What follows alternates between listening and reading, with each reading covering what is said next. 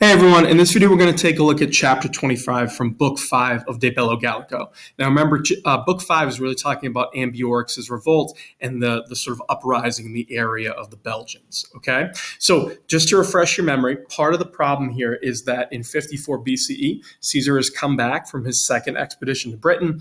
He's trying to put his troops into winter quarters, right? But the problem is that there's been a drought, there's not enough food, so he has to spread his army into a bunch of different forts or camps so that they're not putting too much pressure on the local population. And you're going to see that the fort that really comes under attack, or the region really under attack, is the one I have highlighted here with the red arrow. But before we get into that, Caesar's going to give us a little bit of background information and sort of another reason on why the Roman army is not so strong in Belgium, and it has to do with Tiscetius, which is the character we're introduced to in this chapter, okay? So before we dive too far into it, like I always tell you in these videos, the first thing you want to do is make sure you have the vocab under control. It's really hard to read the Latin if you don't know what the words mean. So the good news is there's a bunch of different ways you can get this. If you were to look online, something like Quizlet, there's a bunch of lists that have been made over the years for AP by AP Latin students, I should say. So find one. You can find them in commentaries. There's a bunch of places you can get it, or you could just pre-read it yourself and kind of write down the words you don't know. But one way or another, look up all the words. Make sure you feel really confident that you at least have a chance to know what they mean, even if the grammar is tripping you up. The other thing I always recommend that you do is read this story aloud, right? Or at least read this chapter aloud. So if you can find a partner in class, or if you're learning on your own, feel free to find a friend or whoever it is. But if you're a student, find a partner, read them the chapter and have them read it back to you. This way you can work on your speaking and your pronunciation when you read, and your listening skills when they read. You never want to shut those off. They'll help you understand the language a lot easier and just make you better at the Latin. So use the language for what it is, right? You don't want to always just translate in your head. The last thing I'd suggest is when you're working your way through this, use the read and reread method. You hear me say it a lot in almost all my videos, but it works. I think it's one of the best tools that my students can use. But the idea is you read through the story, you write down any problem areas you have. When you're done with that first read, you look at your list. If it's vocab that's tripping you up, that's fine. That's the easiest one to do. Just look up what the word means and you're in business. And just practice a little bit so you memorize it. If it's grammar, you might have to do a little digging to figure out where you're going wrong, or you can just look at a commentary, or watch a YouTube video, whatever it is. You'll find a bunch of different places where you can kind of get explanations of the grammar, or like I said, you can try to pick it apart yourself and see what's going on, right? Maybe you translated it wrong, but when you look at your list, you realize where you went wrong. But one way or another, you want to shore up all those problem areas, and then you go back and try to read it again. And on the second or third time, as many as you need to, you should get better and better at this, and you're looking at a point where the list goes down to 0, right? Where you're able to read through this whole thing, you don't have any problem areas, and you understand all, if not almost all, of the Latin, and you're feeling in a good place. That's how you know you're ready to move on. Okay, so if you haven't done that, pause the video, go do it. If you've already done that on your own, use the rest of the video just as a double check to make sure that you're on the right track. Okay, so chapter 25 starts like this. You have erat in carnutibus sumo loco natus Tascedius, cuius maiores in sua civitate regnum obtinuerant. So you have natus erat here, which is pluperfect. It's a pluperfect form of nascor. So Tascedius, the main character here, had been born among the Carnutes, right? The Carnutes are a group of people in Gaul in the highest positions. Here we have the ablative. Okay, and it's talking about the status, right? It means he's in a famous family. And it's Tascedius whose ancestors, right, maiores, whose ancestors had obtained rule, regnum, right, command or power, in their own state. So Tascedius's ancestors had ruled the land of the Carnutes in the past, and then he comes along and he's born, and we're going to see how it kind of goes from here, okay? Then you have Huic Caesar pro eos virtute atque in se benevolentia, quod in omnibus belli singulari eos opera fuerat usus maiorum locum restituerat. Okay, so to him, meaning to Tascedius, Caesar, right? And the main verb here is restituerat, had restored the locum maiorum, the place of his ancestors, meaning he put him back into power. And he says the reason why right after Caesar, right? It says on account of his virtute, his virtue, and his benevolentia, his kindness in se, to him, meaning to Caesar. So basically this is someone Caesar knows, one of his friends and allies, so he restores him into power, okay? And it says he restores him on account of all this, and because in all the wars, in omnibus bellis, this is talking about the Gallic Wars, right, so far, he had been a use, right, fuerat usus, right? There had been a use for his singular service, his singulari opera, right? His singular work or service, okay? So usus fuera there is governing an ablative object, which is why you have singulari in opera. So in other words, it's saying because he had been of use in all these wars and he was virtuous and he was kind to Caesar, Caesar restored him to the place of his ancestors, right? And made him in power among the Carnutes. Now, we're going to talk about this line, but it's an interesting one to think about. Caesar's deciding who is ruling the allies that he meets along the way and makes in Gaul, right? So in other words, when Caesar conquers a place, he puts someone friendly in power. And we're going to talk about how that's probably causing some unrest as he goes, okay? Then you have the next line, and you have tertium iam hunc annum regnantem inimici multis palam ex civitate eius auctoribus eum interfecerunt. So now ruling for the third year, right? You have the accusative, right? Duration of time here, and it's talking about Tescedius. But you have the inimici, his enemies, right? And the main line is eum interfecerunt. They killed him, right? So his enemies killed him, ruling for a third year. That's kind of how this all plays out, right? With the present participle regnantem, right? It's talking about Tescedius. So he was in his third year of rule and he gets killed, okay? Now we have this ablative absolute here. We have multis auctoribus civitate, blah, blah, blah. So multis auctoribus is your ablative absolute, and you have to supply the word being here, right? Because we don't have a participle or anything like that. So when you have the two nouns, you're gonna supply the missing being, right, in English. So if you put this all together, you would say with many openly being auctoribus. I think in a lot of commentaries they say instigators works here, right? Authors, right? Actors. So with many openly being instigators from his own state, civitate eius. So when you read this again, and it says they killed him, right? Many of the enemies killed him, with many of them being instigators from his own state. So a couple of things stand out here. One, he's killed by his own people, right? But two, it's interesting how Caesar describes it. We'll talk more about it. They're openly doing this. So it doesn't seem like many people were afraid of Tescedius, and he seems to be kind of universally hated if you have so many people just openly, murdering him or letting people know that they murdered him. We'll come back to this, but again, it kind of gives you a mindset of what's happening in Gaul, which sets the stage for Ambiorix's revolt as well. So after all this happens, you have deferta ea res ad Caesara. So this thing, this affair, this situation was brought to Caesar, was reported to Caesar. So he finds out what happened to Tescedius, okay? Then you have ille veritus, quod ad plures pertinebat, ne civitas eorum impulsu deficeret, ... Okay, so he, meaning Caesar, having feared, and some commentators say like beginning to fear, having begun to fear. But having feared, because it pertinebat, it pertained or it almost concerned or pertained to many, right? What that means is many of the state, because so many people of the state were part of this conspiracy, right? The race that we mentioned in the last line.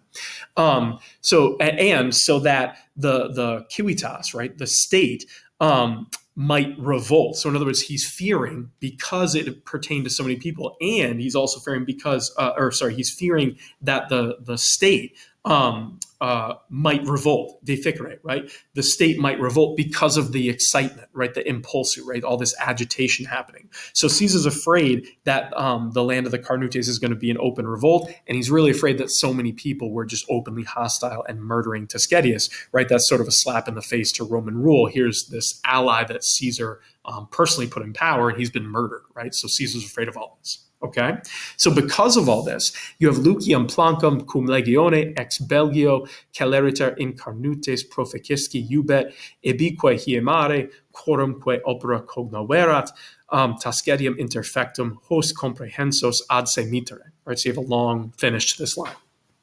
So because of all this, the main verb here is iubet. He orders. He orders Lucius Plancus, right, one of his legates, with a legion from Belgium, right, ex Belgio, to quickly depart. Proficisci is your infinitive there, right? You depart infinitive. So to depart into the land of the Carnutes, right, in Carnutes. So he sends Plancus out of Belgium, and he sends him with a legion, right? So a pretty big force, about 5,000 guys, however it might be. He sends him into the land of the Carnutes. Okay, so he sends him, and in other words, he ordered him to depart, and he ordered him to hiemare, to spend the winter right there.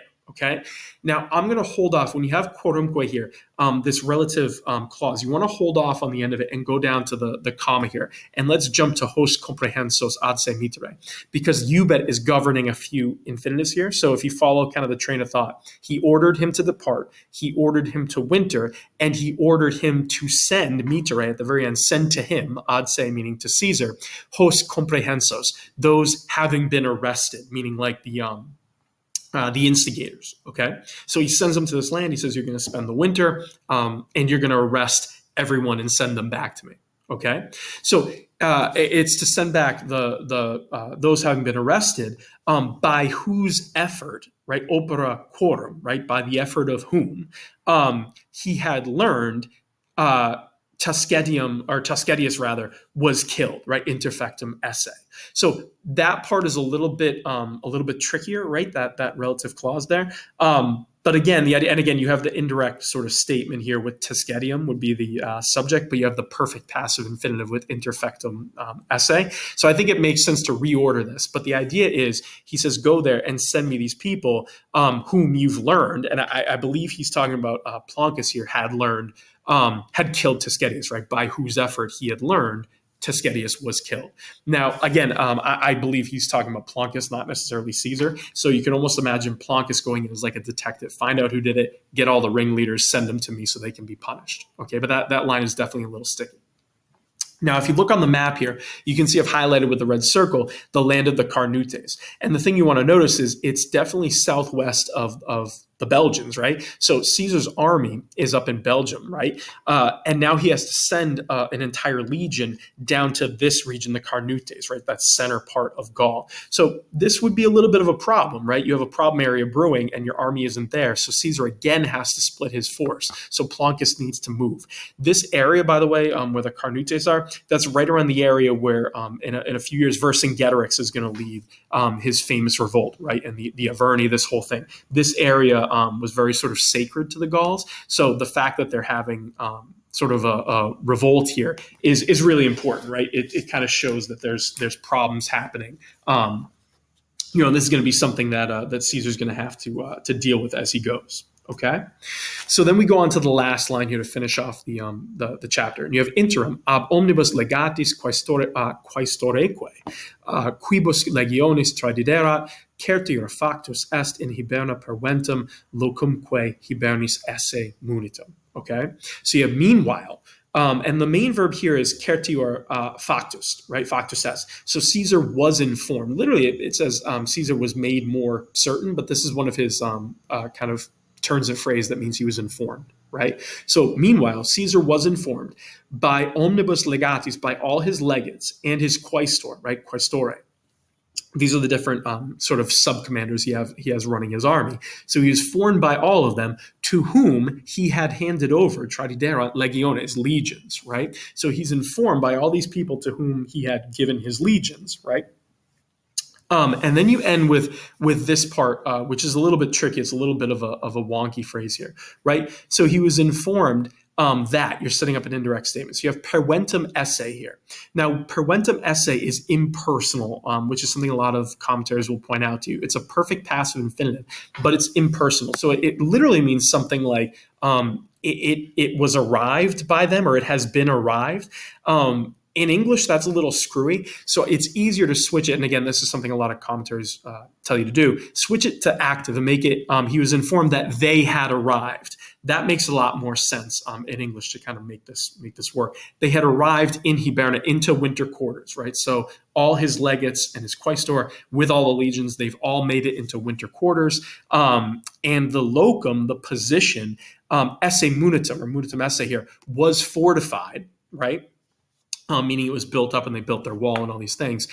It was fortified, Hibernis, for the winter. Okay, so they all made it into their winter winter forts, right? And all the forts had been fortified, right? Their winter quarters. So you have the dative of purpose happening here, right? So this is important because it's showing that Caesar made sure, again, to check and find out that everyone had made it and everything was good. Remember, this is one of the things he wanted to do before he left Gaul for the winters, to make sure everyone's okay.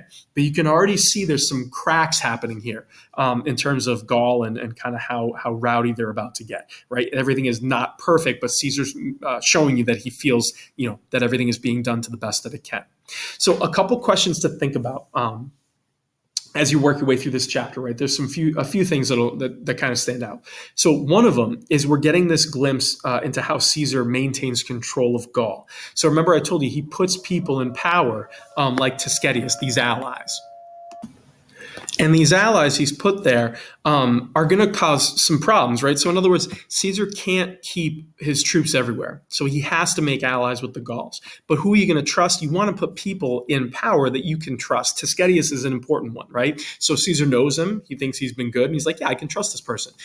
But you want to also think like, what it would have been like for the Gauls having this person put there, right, that they don't necessarily like and they didn't elect or choose. So this lack of authority is definitely a problem, and it's going to lead to problems down the road. But you can already see how Caesar is able to maintain, or think he can maintain, control of Gaul, because he can't be everywhere at once. And again, I said the overthrow of Tuscetius, right? It's important to think about this because it's a precursor to what happens with Vercingetorix and the 52 BCE revolt, which is famous, and all the problems it causes, right? All of a sudden, everything starts unraveling. This is sort of a precursor to that.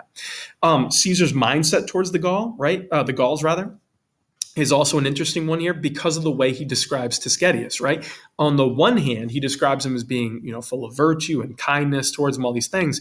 But on the other hand, he says, yeah, he was useful, right? It was useful to have him around. So he's kind of treating Tuscetius as like a tool almost, right? And it gives you a mindset into how Caesar feels about these people, right? If you're useful, I'll put you in power. If you're not, then not so much. But he's giving that supreme authority to people that he feels are, right for him. And you should wonder, like, does Caesar have the right to do this? How's this going to land? How is all this happening? But you can see how the cracks are forming and why there'd be so much unrest in Gaul because of these things. Okay.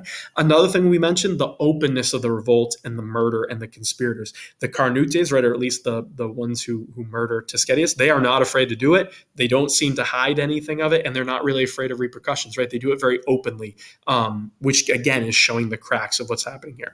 And like I mentioned, having to divert a legion from Belgium into the land of the Carnutes is not good, right? So now he has one less legion in Belgium. Belgium is going to be a problem. So you can already see which I think is sort of a theme of this chapter, Caesar has conquered a big area of land with a lot of diverse people. And the question is, how do you keep it under control, right? He can't be everywhere at once. He's already trying to leave and go back to Italy. And we're going to see the minute he leaves, everything kind of falls apart. It just gives you a really good sense of how the Gallic Wars over time are a problem in this area, right? And it's not as simple as walking in and winning a battle and now everyone loves you. It takes a lot of time to sort of Romanize these areas, and the unrest that grows whenever Caesar's not there, right? Usually a sort of fire starts and he has to come back and put it out later. You can see all that happening in this chapter. So again, it's not advancing the plot so much for Ambiorix, but it's giving you a good sense of what's going on in Gaul and why these things are sort of happening and what leads